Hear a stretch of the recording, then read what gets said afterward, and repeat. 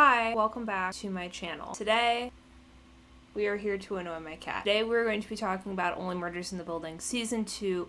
No. Today we're going to be talking about Only Murders in the Building Season 4, Episode 2. I am excited to talk about this episode mainly because I have not seen an episode quite so chaotic from this show in a while. So I am very excited to get into all of that. Spoiler alert! If you have not seen through Season 4, Episode 2 of Only Murders in the Building. And without further ado, let's get started.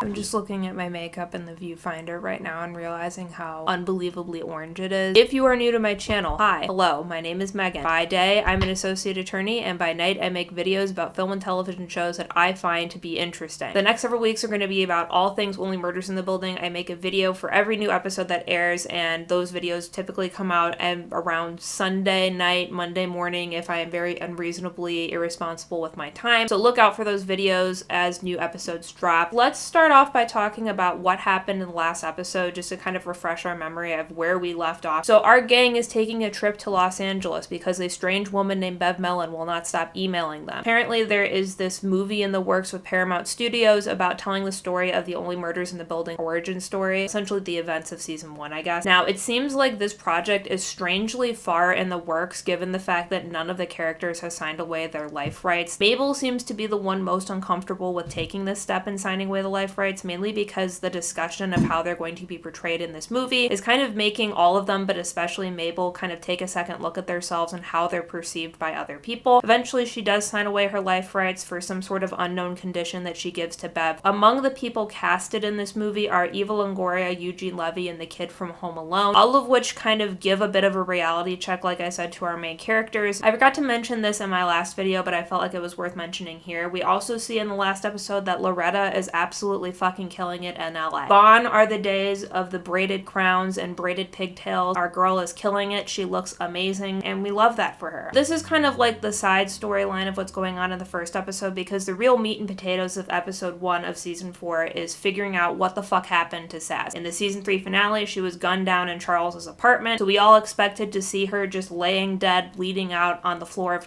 Charles's kitchen when he goes up to get the wine bottle that Sazz never brought back down. But we see her body has been moved, and somebody is texting from Sazz's phone to Charles, trying to make it seem like everything is okay. But as the episode goes on, Charles is getting a worse and worse feeling that maybe something bad has happened to his beloved stunt woman, and he decides to kind of do a little bit of investigating of his own. He drops by Sazz's apartment a couple times. After talking to Scott Bakula and realizing that she skipped out on a project that she was supposed to be working with him, Charles, Mabel, and Oliver then decide to go break into Sazz's apartment, investigate, see what's going on, and it seems like Sazz has been doing some investigating of her own by looking into somebody that apparently has been targeting Charles, and it seems like that somebody that's out to get Charles, and Sazz has been onto it and trying to figure out what's going on. We end the episode by realizing that Sazz was most likely shoved into the incinerator of the Arconia. We know this because we see her signature Bulgarian joints that she used whenever she had a break during her stunt woman work. Those were found in the incinerator along with a large pile of ashes.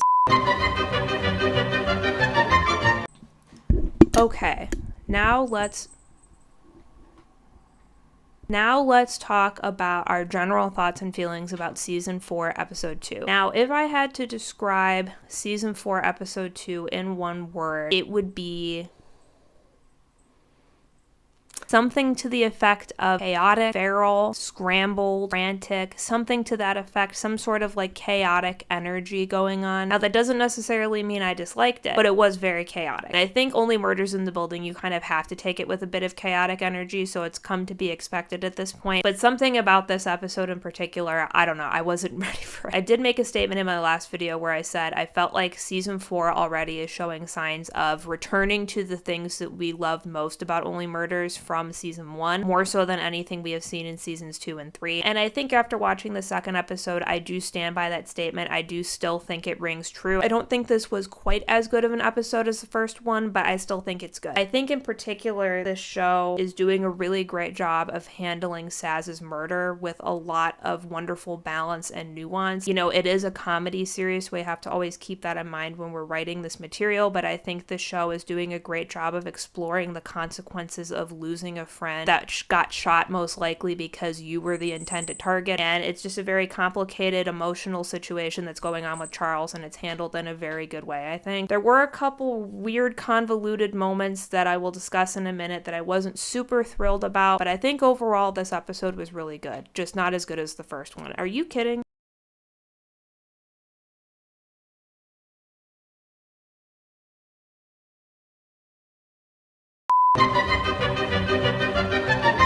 If you have seen my other videos on this channel, then you know that when I talk about the things that I liked and didn't like about this show, I always use the terminology that is used in the show Spy Family. All you really need to know for the purposes of my videos is that when I say that I'm giving something a Stella Star, that means that it's something that's good, and when I'm giving something a Thunderbolt badge, that means that it's something that's not good. So let's just kind of go through our Thunderbolt badges, aka the things that I didn't like. Let's start off with the obvious one in the room, the toilet ham situation. Jesus fucking Christ. Listen, this has got to be the most cursed thing that the show has put forward. The only things that I could think that would rival this in levels of cursedness would be Cliff and his mom kissing on the lips constantly, and maybe the sandwich that Poppy ordered from the pickle diner. Those are the only two things that I could think of that even come close to toilet ham as a concept. I mean, just the two words alone just do not belong together. I think as a concept, it was like a fun, kooky way to show how weird and wacky the Westies are at the Arconia, and I think that it's something that's definitely going to be revisited at some points later in the story. But I just resent the very fact that I know that this is going to be a critical piece of evidence somehow, and I'm going to have to just keep speaking the words toilet ham into this microphone for the next several episodes to come, because this is now going to be a thing. It's so horrible. I understand these apartments are not as nice as the literal palaces that Charles, Mabel, and Oliver get to live in on the east side of the building. These are still big apartments, right? Like, these still look like very massive, several $1,000s a month apartments in a very nice neighborhood in New York City. How do we not have enough room in any other part of these apartments to hang the toilet ham in any other area other than in the bathroom?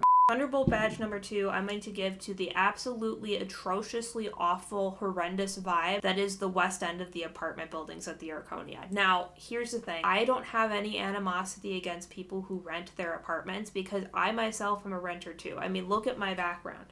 Does this look like the background of somebody who's allowed to own property? Absolutely not. The vibes of everything, every single aspect of the West End towers of the Arconia and its residents, I would sooner die than have to spend 5 minutes with anybody in any capacity. Even when we saw the hallway, I was like, this looks like a place where somebody's going to get murdered. Nina, can we do something for these poor people? Not poor people, but like, can we do something for these people to make their apartment building not look like a place where somebody would get murdered? Number 3 Thunderbolt badge of the episode is the fact that somebody was potentially trying to slaughter pigs in the Dudenoff apartment, including this cute little piggy pig that ended up running away. I am not a vegetarian, so I understand that my meat and protein has to come from somewhere. But don't show me this adorable little pig and imply that somebody is going to try to slaughter it in this decrepit old studio apartment bathroom. Those are not the vibes that I am looking for right now. And number 4 Thunderbolt badge of the episode is the Jan jump scare out of the closet.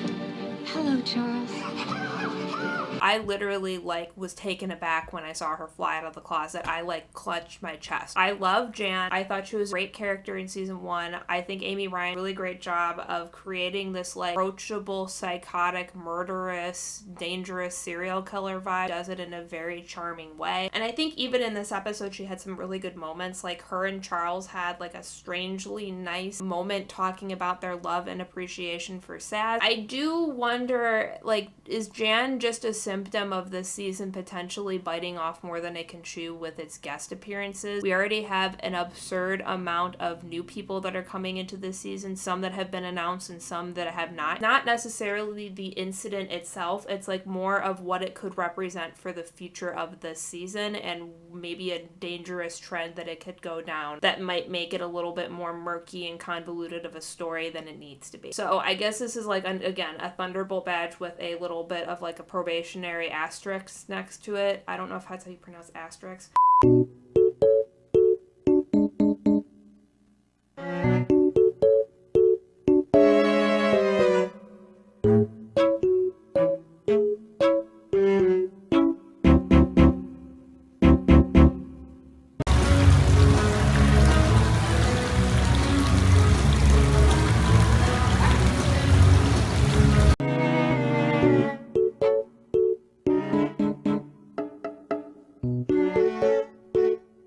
Now let's talk about the Stella Stars, aka the things that I liked about this episode, because as you guys know, I am nothing but love and light on this channel and nothing but a beacon of positivity. Number one, I have to give a Stella Star to Charles now actually being a real character again. There are a lot of things that I did not like about season 3 of Only Murders in the Building. One of the biggest frustrations I had was the fact that they completely enacted character assassination on my man Charles by making him just like a hapless idiot of an old man who didn't really have any meaningful participation in anything that was going on in the season. Charles in season 1 was definitely a bit of a loner. He was a little bit disgruntled, cynical, just not really good with people, but he wasn't an idiot. When you compare that to what we got of him in season 3, where he was essentially like a hapless old man who doesn't know how to use a cell phone very well, it became very frustrating to see that Charles was just basically used for nothing more than looking confused and making jokes about how elderly he is. In this season, I think we're starting to see Charles actually have meaningful participation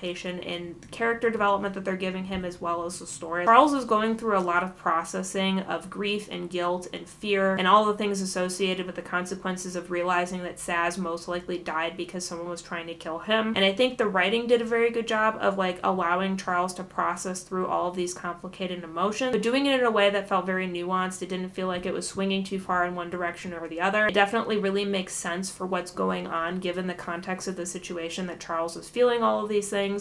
I think they did a really great job of having him kind of interacting with his manifestation of Jane Lynch's character Sazz and seeing him process all of these things that are happening with her as that counterpoint to kind of talk these things out. I thought that was really clever. And this is going to be something that he's probably going to deal with for the entirety of the season, and I think they're already handling it in a very, very well executed way. So thank God Charles has things to do again. It's about fucking time. Number 2 Stella Star of the episode, I'm going to give to Jane Lynch's performance. I was worried that they just kind of picked Sazz because they thought it would be like a big shock value for who the next murder victim is in season 4, but it definitely seems like they're handling this with a lot of intentionality and how this is impacting Charles, and also fleshing out her character and giving Jane Lynch some really great material to work with. I thought her performance was always very funny, but now we're having the funny moments mixed with some like melancholy aspects and some really sweet moments with her and Charles, and I felt like those were all handled really, really well. Number 3 Stella Star of the episode, I'm going to give to Oliver, now actually giving a shit about true crime again. Similar to the fact that Charles was kind of like a hapless old man in season 3, Oliver was somebody who did not give a shit about true crime or any investigation of a mystery whatsoever. So it was nice to see him return to actually like bonding with his friends over this interest and wanting to help out and wanting to participate. Number 4 Stella Star, I think the humor is humoring. Thought this episode was very funny. The amount of time they spent focusing on Charles, like struggling to get Sazz's ashes off of his body, and everyone making comments about like, yes, let's use a respectful wipe to wipe her out. The little ways they phrase things, just so fucking funny to me. Number 5 Stella Star is specifically for the Sazz hands, Joe. Well, you could just leave them like that. Then you'd have permanent Sazz hands. I'd like to take that one back. And then number 6 is I thought that Richard Kind's character in this episode was really good. I think that he is one of those character actors that is just meant to be in this show. And I thought that his character, again, gave atrociously bad vibes. He's like one of those people that when you hear that he's cast in Only Murders in the Building, you're like, okay, this makes complete sense. So let's talk about all the insane amount of clues that I have picked for season 4 episode 2 to discuss in this video. Like I mentioned in my other video talking about episode 1, it is extremely difficult at this point to determine what is a clue and what is not. However, I have just picked out the things that I thought that we should probably pay particular attention to, or I think might be relevant in the future. They could all be irrelevant. We have no fucking idea, but let's just kind of take a look here and see what I've come up with. I've broken every everything down based on what they had to do with in the story, because like I said, there was a lot of things going on and a lot of things that I wanted to discuss, so I've organized them based on their storyline. Let's start off by talking about Charles and Sazz's clues, the things pertaining to that storyline. Now, at the beginning of the episode, we have Charles mentioning that Sazz was planning on dumping Jan. Now, we don't necessarily know when she said this or in what context, or maybe this is just Charles's perception of the situation. However, when Jan jumps out of the closet and starts talking to Charles about what's going on, she mentions that Sazz was worried about Charles and had said at one point, I think the day of her death, that there may be another murderer at the Arconia. Now again, if my friend thought that somebody was maybe trying to kill me and they thought that there may be a murderer that is specifically looking to murder me living in the building where I also reside, I would hope that they would use language a little bit more urgent than I have a sensitive matter to discuss with you when you have a free minute. Maybe we can make like an Outlook meeting to discuss this. Like put it on my calendar, you know what I mean? Jan also mentions that Sazz was really upset about something on the day of her death. And now we also know that Jan has access to the Arconia tunnel, which apparently she didn't know about until she watched the podcast in season 2 talking about the tunnels of the Arconia. Now we also learn about the phrase tap in, which is apparently something that Sazz would say to Charles when Charles was acting out a scene in Brazos, and then he needed Sazz to come in and like take over so that she could do the dangerous stunt and he could eat his lunch. This is something that is also written in Sazz's blood on the ground. They used the luminol to like show where her blood traces were on the ground in the kitchen. I'm not going to analyze her handwriting to see what it matches. I'm just going to say that her handwriting when she's bleeding out onto the ground, drawing in her own bodily fluid, is better than my handwriting when I'm using like a pen. Now let's talk a little bit about the clues pertaining to the west end of the Arconia, the Westies, if you will. Apparently these are all rented units. These are all units that are a little bit more run down, it seems, than the ones on the east side where everyone owns the property. This is a building that we don't have outside access to. It was mentioned that you have to go outside of the building and go around the corner in order to access the west end of the tower. We don't know how long this has been the case. We also don't know if this includes the catacombs, like if there's a way to get from one side of the building to the other while using the tunnels, so we're not entirely sure how limited the access is from one to the other. The windows on the west end units are all painted shut, so they're not very easy to open. And we also know obviously that the west end of the apartment buildings have absolutely horrifically bad vibes. Now let's talk about the clues pertaining to the West Tower residents. Now first we have Stink Eye Joe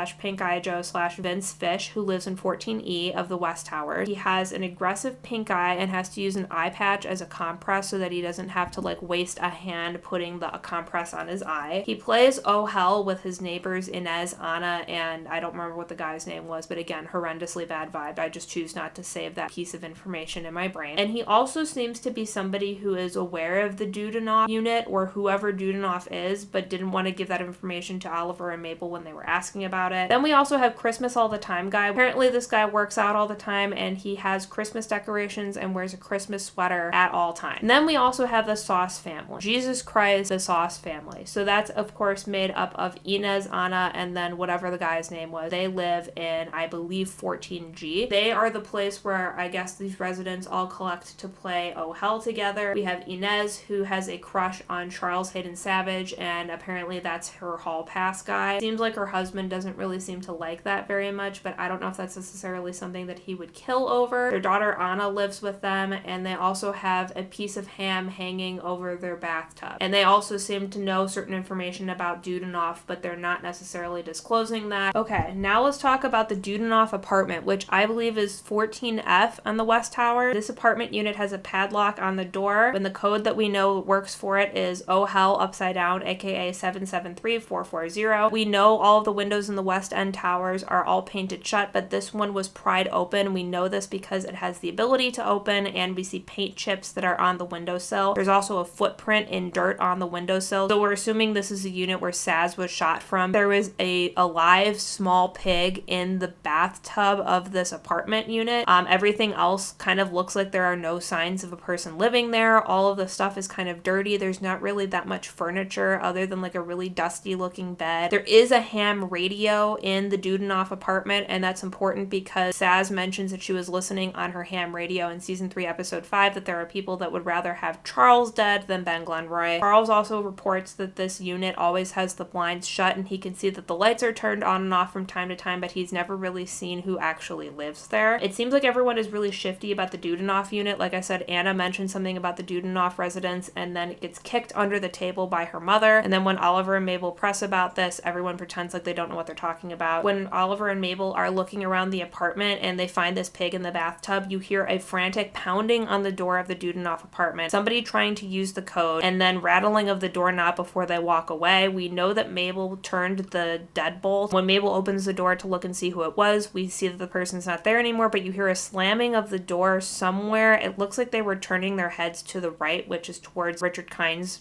apartment unit. Not saying it's necessarily him, but maybe somebody from that side of the hallway. We know that Inez and her family are on the opposite side.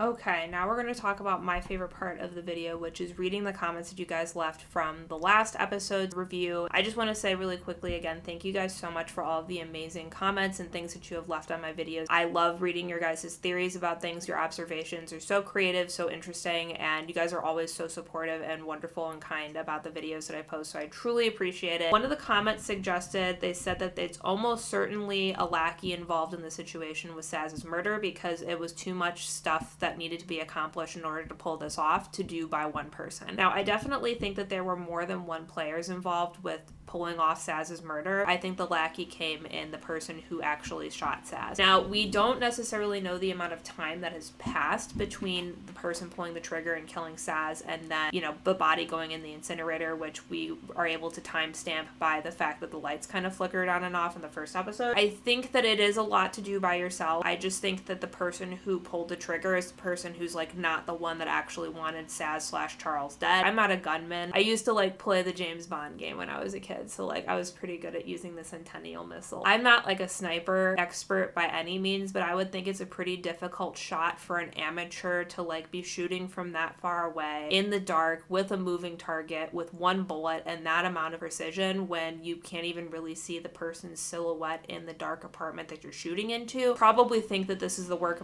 of a professional, and then whoever did the cleanup job is the person that actually wanted the person dead. There was also a really great comment talking about Sazz's apartment and the physical similarities that it has to the Arconia. Isn't it interesting that Sazz's apartment complex almost mirrors the Arconia with the same color stone, the fountains, the archways to get in, same kind of feel of the place with a West Coast vibe. Now, I think this is a really great observation because you already see in this season so far there's a lot of themes of duality and doubles and things like that, and I would not put it past the set designers to kind of invoke that with this West Coast version of the Arconia as well. There's so much rich set design detail in the past that we've seen from Only Murders in the Building. It's one of the things I love most about the show is just the aesthetic of the set designs that they make. So I would not be surprised at all if that kind of detail went into this decision as well. One person in the comment section wanted me to pay attention to the official trailer for Only Murders in the Building Season 4, pointing to the fact that we actually get to see a glimpse of what looks like a person with long brown hair holding a sniper gun. I looked at the trailer and I looked at the footage we had from the teaser trailer as well, where we see a hand like cocking the gun.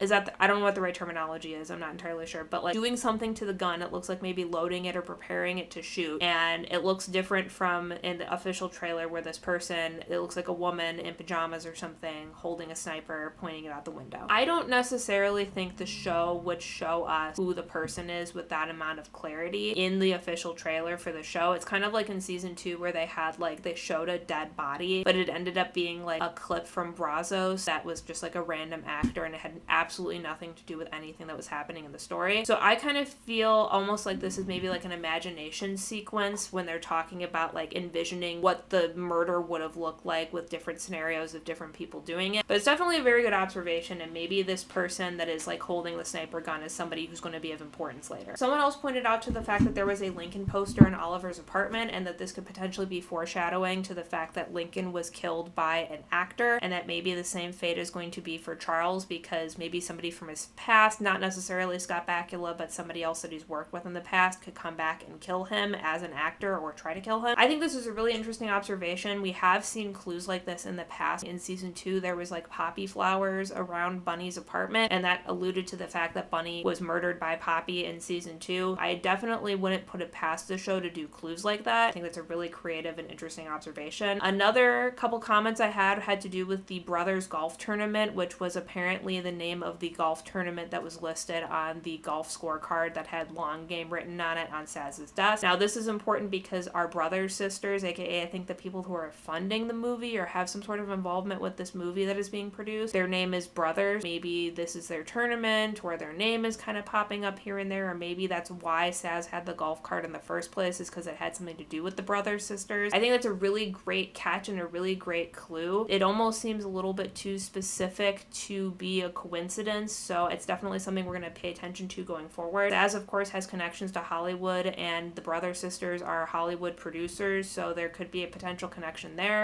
For those of you who are complimenting my shirt, this is the star. This is Louie. Hello. You jumped up here.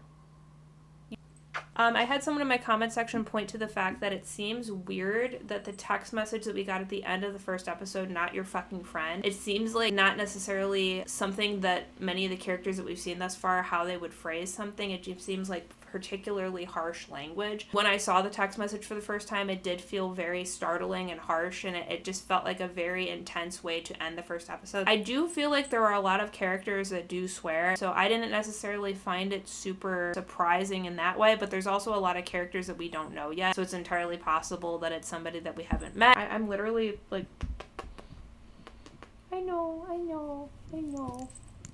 And then finally, somebody commented as well that Joy seems to be connected to a lot of the people in the season thus far. She has a connection to Scott Bakula because she's currently dating him. She has a connection with Charles, the intended murder victim, we're assuming. And then she has a friendship with Sazz because they used to work together on the set of Brazos as well. I think this is definitely a good thing to keep in mind. I'm not entirely sure if Andrea Martin is signed on to be in this season at all. It seems like there's a lot of people that haven't been announced that are just popping up here and there, particularly busting out of closets this season. She does seem to be a connective thread between a lot of the people that we've seen thus far. I have to start speaking quieter because my fiance is in bed, like asleep, and it is currently 12:30.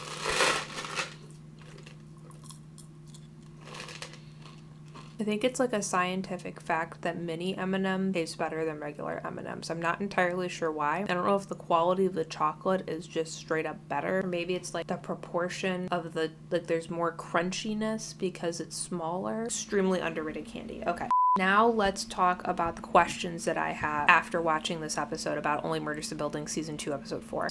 Why do I keep doing that? Season 4, Episode 2. I'm losing my mind. It's literally so late. Why didn't Sazz tell Charles about her suspicions that someone was trying to murder him? Now, okay, I might be like weird about this, but if someone was trying to kill me and my friend was aware of it, even if they were like 40% sure, I would kind of want them to fucking tell me that someone was trying to kill me. Like, even if it wasn't like, 100% sure, I would just kind of want to know. I don't know if maybe Sazz thought that Charles wouldn't handle this news well because he's kind of a neurotic person that doesn't handle social situations and or any sort of stressful situation with any bit of tact or decorum. But it does seem a little strange to me that she was like talking to Jan about her suspicions that something might be going on, but not actually talking to the person that it actually might implicate. Maybe there was a reason why she couldn't tell him right now. Who knows the code for the Dudenoff place? So it seems as if there are a couple people that might know about Dudenoff in general and the fact that he's a little bit shifty. There are people who are being shady about Dudenoff existence in general. So it's entirely possible that these people have the code to the unit, also because the code is oh hell written upside down. So it's possible that the people that have the code are people who play oh hell, or the person that has a code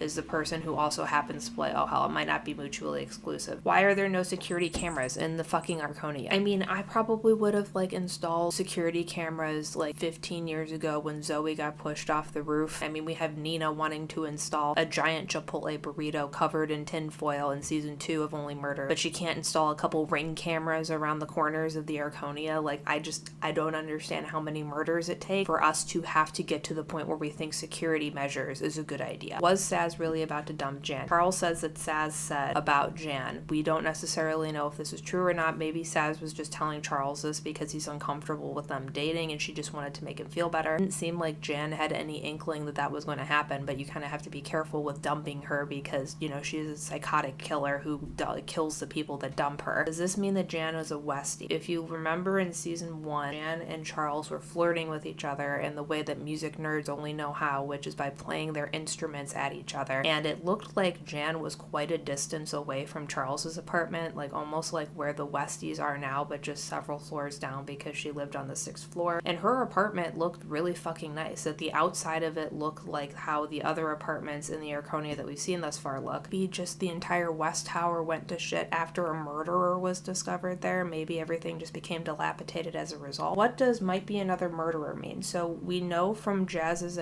Jazz, is that their couple name? Did I make a couple name for them? Jan mentions that Sazz told her that there might be another murderer at the Arconia, and this was mentioned to Jan on the day that Sazz died. When I heard this initially, my thought process was like, okay, there could be two interpretations to this. Either this person could commit murder and then therefore become a murderer, or maybe there is already an existing murderer at the Arconia that they are trying to discover, meaning this person has already killed before. Is this ham radio the same ham radio that Sazz mentioned in season 3 episode 5? So she mentions in season 3 episode 5 that she knows based on listening to her ham radios that there's been some whispers that there are people that want Charles dead over Ben Glenroy. Who was knocking on the door? Now, like I mentioned before, if I had the code to this apartment, even if I didn't know that it was deadbolted, and I feel like even if you enter the code it would like turn the deadbolt to be able to make it open. I don't know how computerized locks and everything work, but the person doesn't know that the door is deadbolted. So my first inclination would be to try to like enter the code if I had it and I knew that I needed to get inside. Maybe they heard Mabel and Oliver's voices from outside and wanted to just scare them by pounding on the door. Whoever is at the door pressing in a code, and then it doesn't open, and then they eventually go away, and then they slam the door shut, and it looks like it was like the sound coming to the right towards Vince Fish's apartment. It's not entirely clear if it's Dudenoff. I feel like Dudenoff would have a code to his own door. Why is there a pig in the Dudenoff apartment? I refuse to believe that there is some sort of pig slaughtering ring going on. I feel like even for only murderers trying to make these people seem wacky, that still seems like a step too far. Are the East and West Towers connected via the tunnels? So we know based on what Charles said about the fact that there was apparently some sort of brothel. I don't know how violently disruptive this brothel has to be to make it so the entrances between one building to the other have to be closed off completely. But we know now in order to get to the west end of the apartment units that you have to go outside and go around the corner to get to that entrance. So does that mean that we can't access them through the tunnels? We know the tunnels are still operating in some capacity because Jan used them to break into Charles's apartment. Maybe her involvement in the show, that was the way of indicating to us that the tunnels are still in play. And then finally, how the fuck do you play Oh Hell? Can somebody please in the comment section explain it to me like I'm 5? I tried to look it up with my friend. We spent like 20 minutes trying to look up the rules to Oh Hell. Maybe I'm stupid. I'm not entirely sure. But like we were trying to look it up and the terminology doesn't make any fucking sense. It's like, oh, if you get a trick, then you win. And I'm like, okay, but what the fuck is a trick? Like, is that like